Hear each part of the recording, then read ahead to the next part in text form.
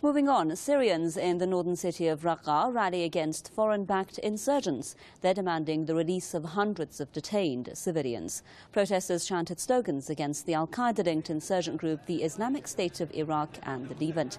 The terrorist group is active in the region. Demonstrators also called on the insurgents to leave the area. Raqqa is the only provincial capital to have fallen to insurgents. There are reports that hundreds of people have been kidnapped by the insurgents in Raqqa. Among the abductees, there's an Italian priest. Father Paolo Dellaglio was abducted in late July when he was on his way to meet insurgent leaders to demand the release of protesters.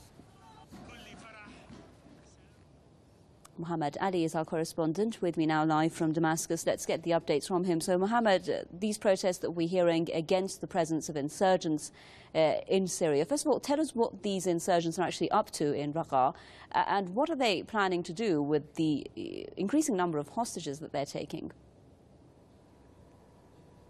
Yes, Huma. First of all, let us speak about the reasons, the many reasons that those protesters went out to the streets for.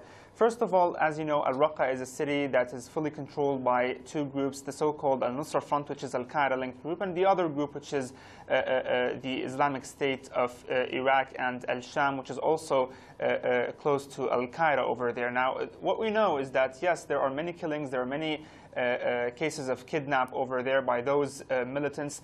Now, those people, the residents of this city, Al-Raqqa, at first, when those armed men entered this city, they destroyed half of it, similar to any other city those armed men enter, and this is the first reason that made them angry, but they were afraid, of course, to go out to the streets because they would be killed if they protest.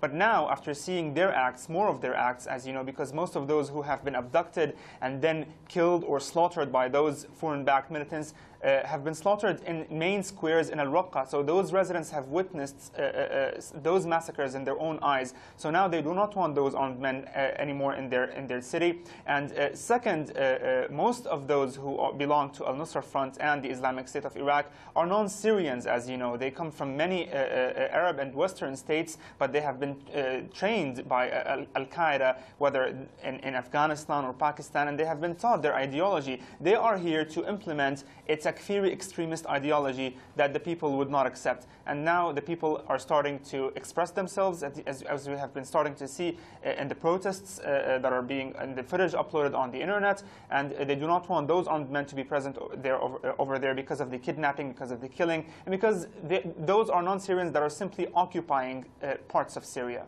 Right, and Mohammed, just quickly, would you say that there is now a possibility of the army forces, we know they've been carrying out a lot of operations, of carrying out any kind of successful operation in Raqqa to move out the insurgents from that area?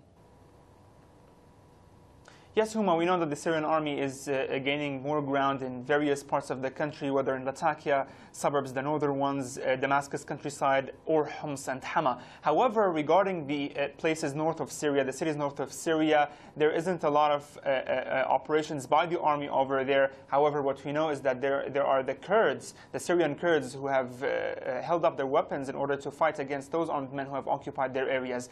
We don't know when the Syrian army will be carrying out a massive operation to retake back Al-Raqqa, but what we know for sure is that always army personnel and army commanders make it clear that operations will never stop inside Syria until clearing all areas of foreign-backed insurgents. Mohammed Ali, a correspondent in Damascus. Mohammed, thank you.